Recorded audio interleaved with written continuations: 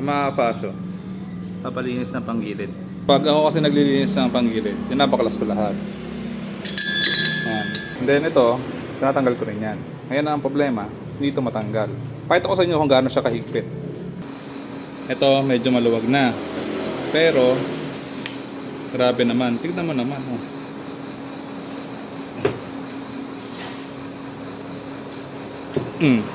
Okay. And then ito isa naman.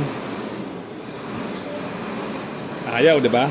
For the sake of being informational, gamit tayo ng martilyo para pakita ko sa inyo na stack up to.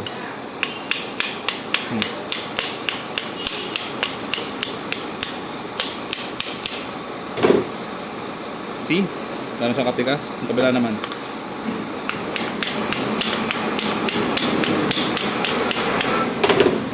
Ayan.